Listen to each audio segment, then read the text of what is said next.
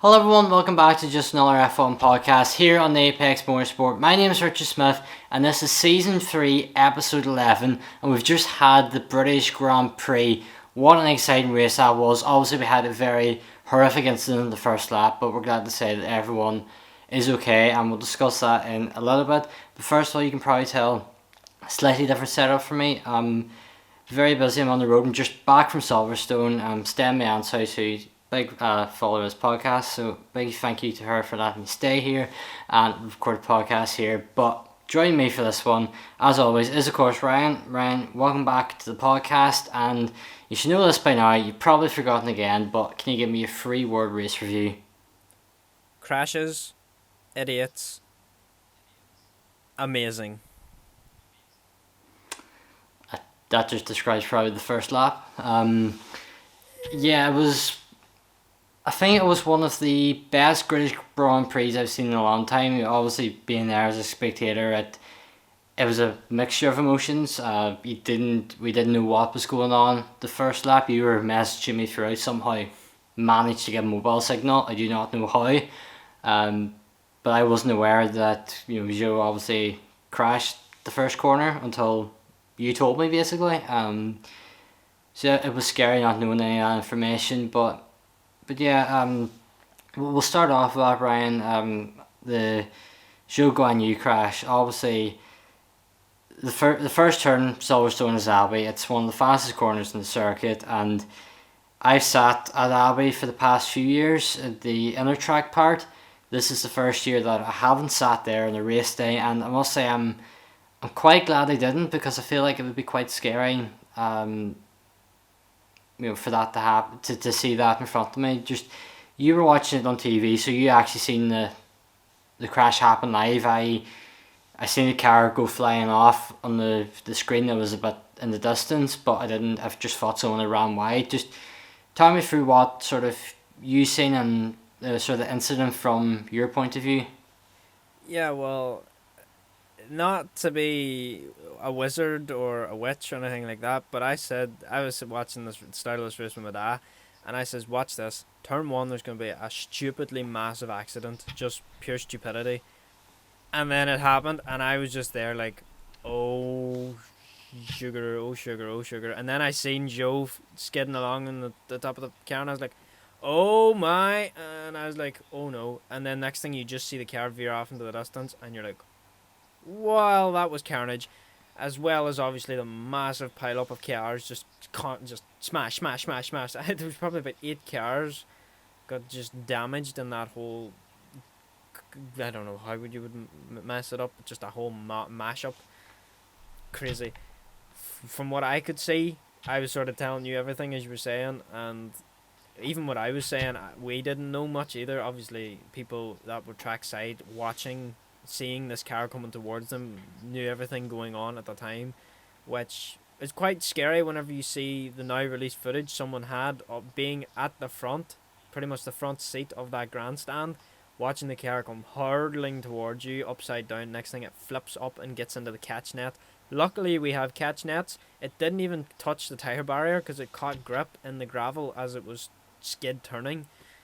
It was horrific, and I am surprised at how he got out. Like he had to be obviously taken out by the medical team, and to make sure no bones were broken, anything like that. Obviously, F1 safety has come a long way, and we're going to talk about something else in a wee second on that. But what surprises me most is that the person who came off the worst was Alex Albon, who actually ended up going to hospital. Joe walked out of the paddock after being in the medical tent for a few hours. Alex Albon had to go to hospital, and he was just shunted into the wall, into like side barrier on his right hand side. So it's confusing. But Joe's crash, I thought he was a dead man going. The amount of gravel pinging off his head and stuff, just unbelievable. Yeah. Let's move on. I'm getting scared.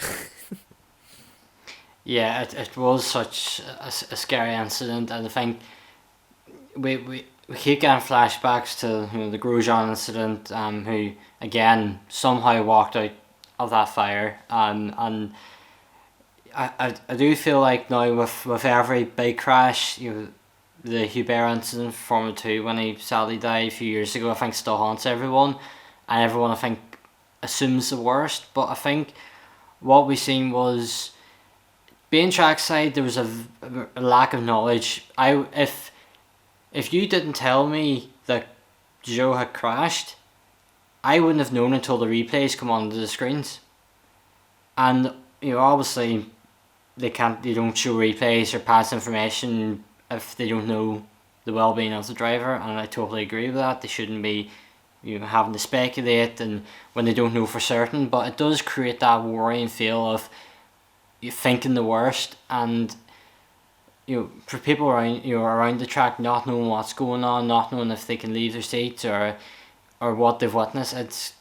It is quite scary and quite frightening to be there. And obviously as soon as we've seen replays, that the driver is conscious at the very least. He's deemed okay. Obviously it may have a few injuries, but it was scary. It was frightening not knowing that information. Obviously when a red flag's thrown during a race, you always think the worst anyway, but this red flag was thrown because Joe obviously hit the barrier. But then further around the track in the Wellington Straight, we had people enter the track, protesters from oil, about stop using oil, and Northampton Police, they released a statement on the Friday, I think it was, saying that they're aware of this potential breach of sort of security to enter the track over the course of the weekend. Everyone just assumed it was going to be the race, and it was. And I think the red flag potentially has saved the life of these protesters, because a Formula 1 car going down, especially in the first lap, 2 or 3 wide down the Wellington Straight, would have just been a recipe for disaster. But Ryan, I think, again, I only seen the police car going around the track because I could just about see onto Wellington Straight, couldn't see that far down. Just that incident, were you aware of that on the TV, or was it just completely ignored altogether? No, it was completely ignored. The whole focus was on the crash at the start.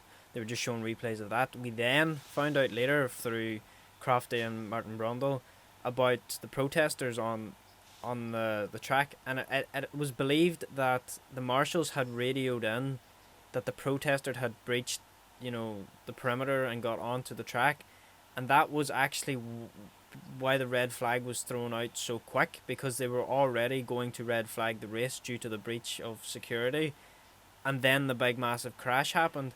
So in hand, yes, Joe was in probably one of the worst scenarios he possibly could have, but these idiots, I shall say idiots, forget protesters, idiots, going onto a track.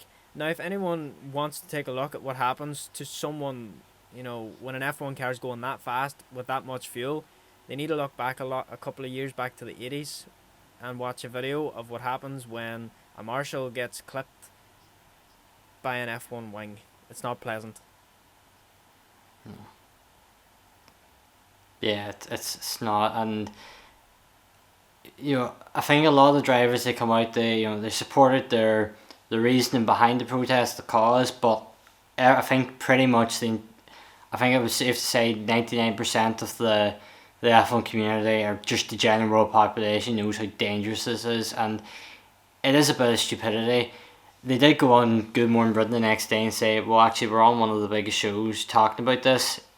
It obviously worked for them, and that's up to them to decide if it worked or not. But I just don't think there's no place for people to enter a live Formula 1 track, put their lives at risk, but not only their lives, but the lives of the drivers. That incident you're talking about, yeah, the driver also got killed. The fire extinguisher hit his helmet, and going to them speeds, it's a risk for everyone. And then if you've got a driver that gets injured, could be unconscious, going straight on the Wellington Straight, their foot could be planted on the accelerator, and they go on and crash into a wall, and then it's not going to end well for anyone. And the police had offered them to do a protest outside the circuit, peaceful protest, and there's better ways of getting your message across than going on to a live Formula 1 circuit. Then again, we are talking about this, so for them, they've got their message across, but their actions, I don't think it was definitely not the right option. There was better alternatives, and I would never like to see anyone enter Formula One track like that again, because it's not going to end well. The red flag, I think, definitely saved lives there. Because I wouldn't have liked to have seen that far worse. But we'll go back to the Zhou Guanyu incident. And talk about the halo. We've discussed this so many times. In one of the first podcasts we done was the Bahrain one. I think it was Craig who was doing it at that time. We talked about the incident. We talked about how good the halo was. We talked about it multiple times, and this race weekend in Silverstone was quite scary because there was almost two drivers who lost their lives, but were saved by the halo. Roy Nissany in the Formula 2 race. A car landed right on top of him through his own mistake. Reckless driving from him. That's better. Well, it was reckless driving from him.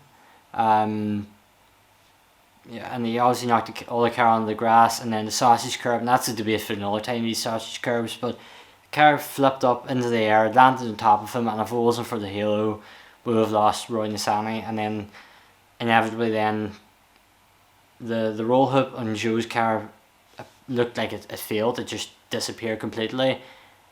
That obviously meant the car then flipped upside down and flipped up into the barrier. But Ryan, we said it again. We said it so many times. The halo debate, it's long gone. There is no debate. It saved countless driver lives. But do you think it's a little bit worrying that obviously we went from the Ronald Ratzenberger to the Senna death to the Jules Bianchi death with no fatalities in between? But since the halo was introduced, there's at least 4 or 5 drivers' lives have been saved. Do you think that's a little bit worrying that we're now so reliant, or do you think it's really just proving its worth that these incidents may have happened regardless? No, I definitely believe that the halo is probably the best thing. Aesthetically pleasing, no, but life saving, it's pretty much been proven at this point. There is no debate in it. I was actually all for an aero screen whenever it was, sort of pushed by Red Bull at the time, because obviously they wanted their design, which is now used in Indy, but I now understand the difference between why it's not in Formula 1. Main reason, gravel. We have so many gravel runoffs where cars get beached to sort of either slow them down to stop them from hitting walls and stuff like that. If we had everything as tarmac runoffs, we'd lose the punishing driver element of having gravel on a track, essentially. But in terms of Zhou's case, if his car was upside down, instead of the gravel going through the aero, through the halo, it would pick up in the aero screen. So I now understand why that wasn't chosen, and I'm glad that wasn't chosen, because Zhou could have been stuck with a pile of stones in his tiny, already compressed shell. So probably was the best decision. But the halo so far, apart from Mercedes being idiots back in 2016, 2017, who didn't want to see the sight of it anywhere, or a halo or an aero screen, they now understand themselves, even with Lewis Hamilton last season, that it's probably the best thing ever to be implemented into motorsport in general. Yeah, and obviously you said it's not aesthetically pleasing. I'm actually the opposite to that. I think it actually adds a lot to the cars, and I actually think it looks quite nice. Now it does. Now we're used to it. Yeah. When it was first sort of Yes, I agree with that. awful, but they've integrated it into the car Yeah. nicely. And see, when you see it like a 2015 car, you're like, it doesn't look right, does it? Especially with, I think, the new generation of cars, they've been built, I think, around the halo to make it look a lot nicer. And I even noticed, because I cover the GB3 and GB4 championships, and GB3 have the halo, GB4 don't, and there's something with the halo that makes the GB3 cars feel a lot more special, I think. I don't know if it's because it's in Formula 1, but it makes it feel like a proper racing car, where the GB4 cars feels more like you're going to Silverstone to have a few laps driving experience they do, there's something about the halo that makes a car feel complete now. But we've talked a lot about the halo. It's definitely a great thing for the sport, and thankfully it was there this weekend to save two drivers over the weekend at the very least. But yeah, Let's move on. One team that had yes, let's go on to a bit of joy. From a British point of view, to see Lewis Hamilton back fighting, I would say at the front, he probably could have won that race if it wasn't for the safety car with Ocon's car breaking down. He was impressive all weekend. I know he come onto the stage on Saturday night, quite optimistic that they could get onto the podium. But Ryan, do you think he could have went on to win that race? Oh, 100%. Not strategy. Mercedes' strategy for him was quite almost on point, to say the least. Even George had he was going to have a decent race, I felt, because his position was going to be okay, but then obviously he stopped. Fair play to him. And we'll not go back there. We're striving up. Yeah. And I've sort of half forgotten where my train of thought was going. But all I know is Hamilton. through goes masterclass. Hamilton. That's what everyone's talking Yeah. about at the minute and Twitter. Mhm. And essentially, I do feel that had things gone differently before the safety car, he actually could have won it. You know. Yeah, that through goes Hamilton, I think it's going to go down as one of Crofty's most iconic lines, especially the British Grand Prix, because that, I think it was about 80-90 seconds of racing between Hamilton, Perez and Leclerc. And that I think is some of the best racing I have ever seen, because I don't know if it was because I was there, the atmosphere at that time was incredible. When Hamilton got through past both of them cars, the cheer that went up around Silverstone was just incredible. And I think because the pressure is off him, there was no one really expecting him to go on to win the race. There was that sort of hope, there was that feeling across the weekend that he might just do this, but there was always that underlying expectation of reality going, if he can get a podium, I'll be happy, and he obviously done that, and he had a great race. Ryan, do you think this was really a statement that Mercedes are back in the game? Yeah, they're definitely in for the fight now that the two cars are sort of on the same setup. Obviously, they moved Lewis's setup to more like George's, because obviously George was doing a lot better. Hamilton was the experimental driver, which was surprising because he's the main driver. Should be the one that should be the safe driver, the secure one. Let George experiment. He's the new rookie. But they swapped it, and they not even swapped it. They've equalised the two, and they're starting to claw back their way back into podiums and really high point scoring positions. Not even just for Mercedes, but as we've seen, this is the first time that this new era of regulations, we've actually seen wheel-to-wheel racing between 5 different teams for 4th position. This is what these regulations were supposed to do, and it's the first time I've ever seen it. We had McLaren of Lando Norris, we had an Alpine of Fernando Alonso, we had obviously Charles Leclerc, who ended up dropping back but was still fighting. We had Max Verstappen, who was in 7th, but he was in his own race. He was back. We had Perez battling as well. Who else am I missing here? I think that's my 5 cars. I'm not entirely sure, but somewhere along there, this is the first time we've had this most amazing racing. I'm just gonna put it like that, and I'm glad it was at the British Grand Prix because we're awesome. Yeah, there's so much of this race that we won't even have time to talk about today. Like Perez's amazing comeback, that was incredible. I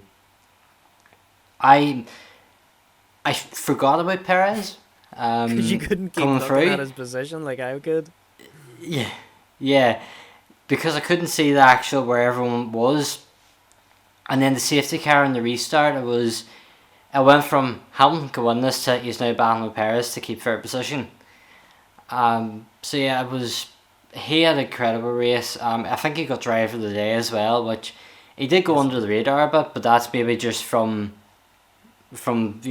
spectators' point of view of you're seeing the cars go by with just the screen being in the distance, and because you're at Silverstone, there is that Hamilton bias of cheering everything. There was a few Verstappen fans sitting around me that were cheering, so you sort of knew who was cheering was who was doing better.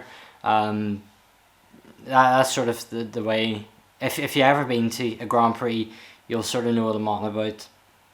In terms of you need to soak up the atmosphere, and that's what's dictating the race in front of you.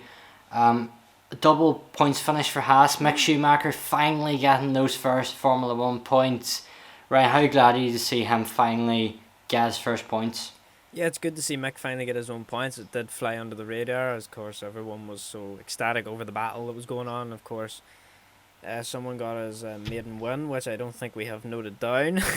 No. We forgot about Yeah, that. there's so got much. his first career win after 150 starts, which he is the second most, races started driver, apart from Perez at 190 race starts without a win. He was 150, the second most highest. Yeah, you get the point. But he's now done it. He's now a race winner, and at the British Grand Prix. And even though he's a Spanish driver, everyone was, even in the grandstands, I could hear it.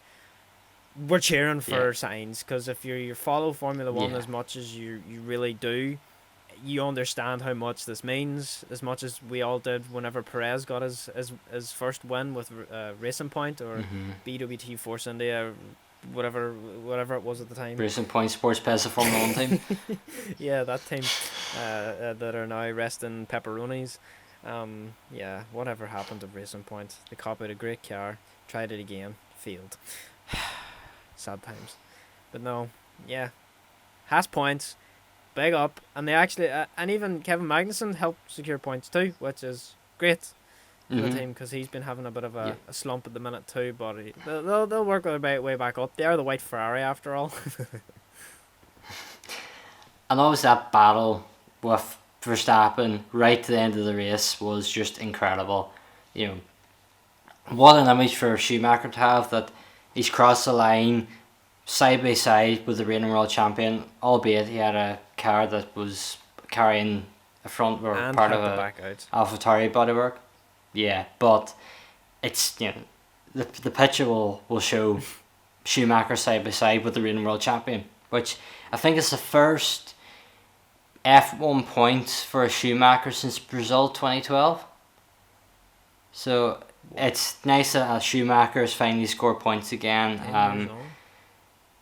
So it was nice to see. Ryan, final point before we make our predictions: the national anthem, Sam Ryder, Eurovision runner-up. Are you gonna say you hated it? Because I absolutely loved it.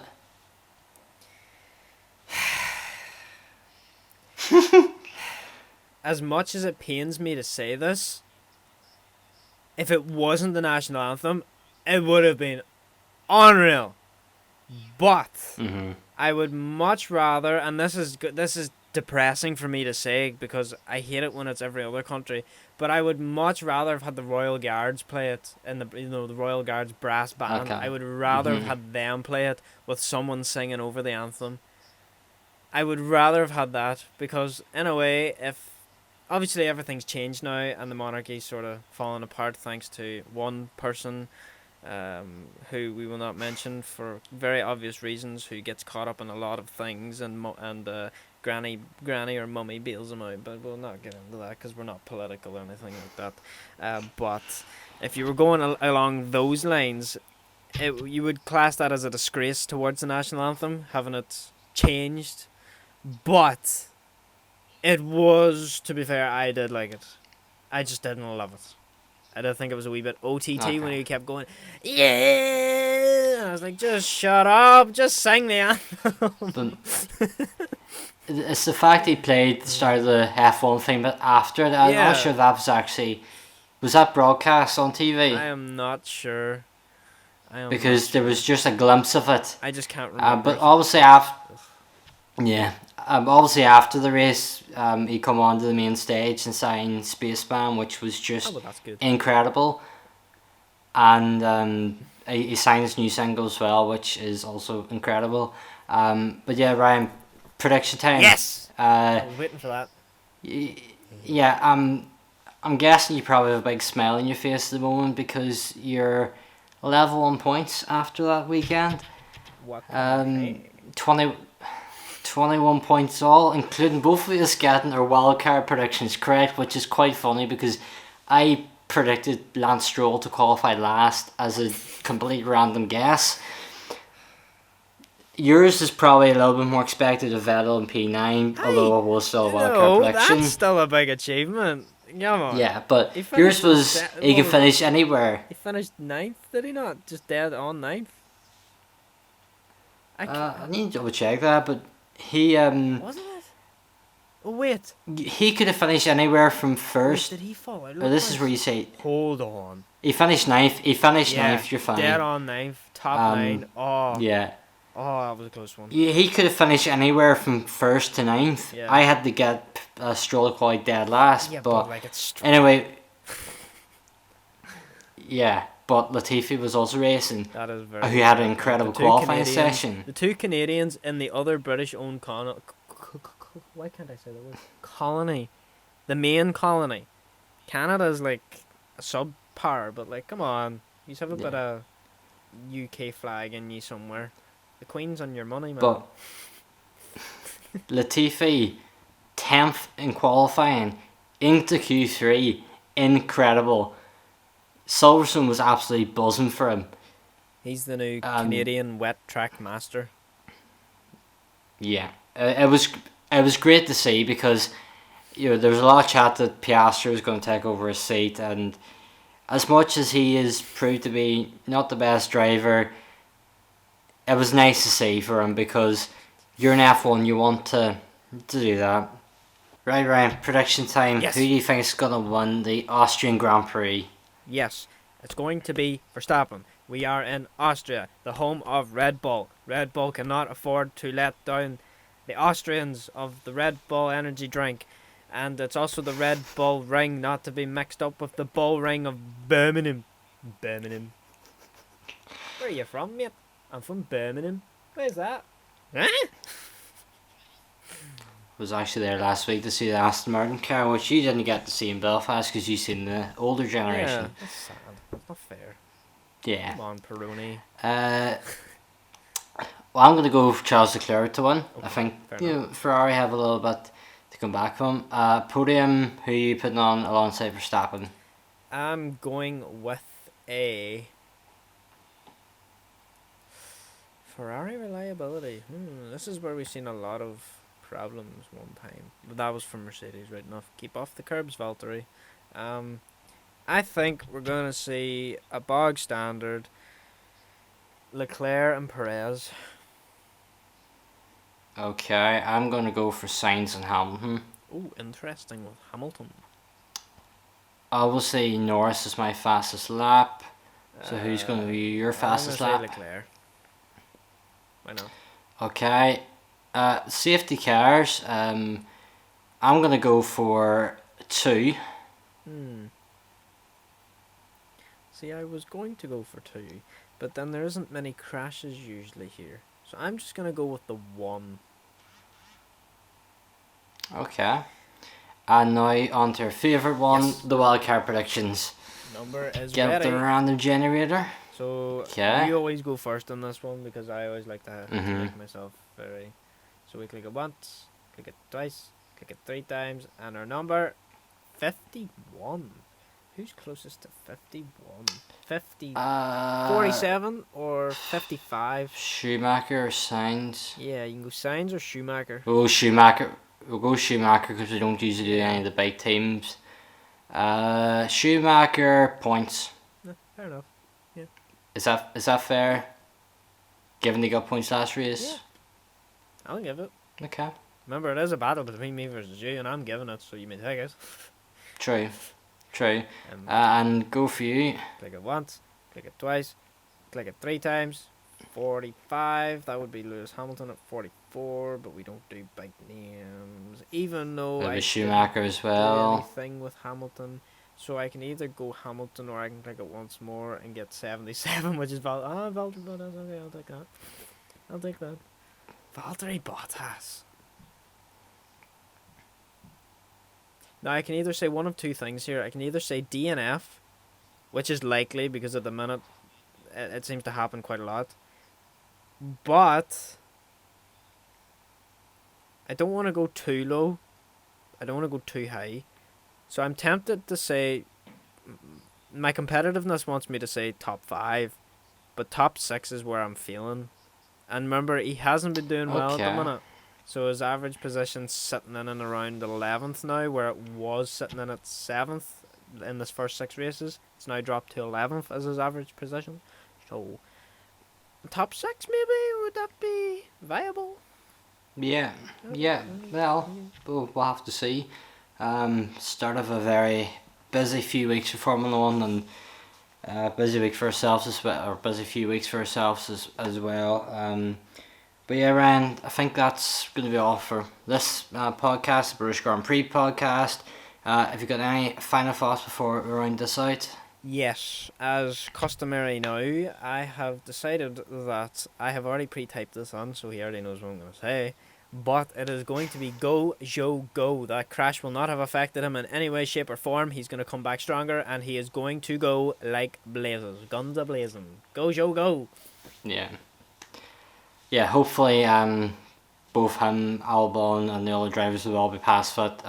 They're all being medically clear, so hopefully they're all good to go for Austria at the weekend.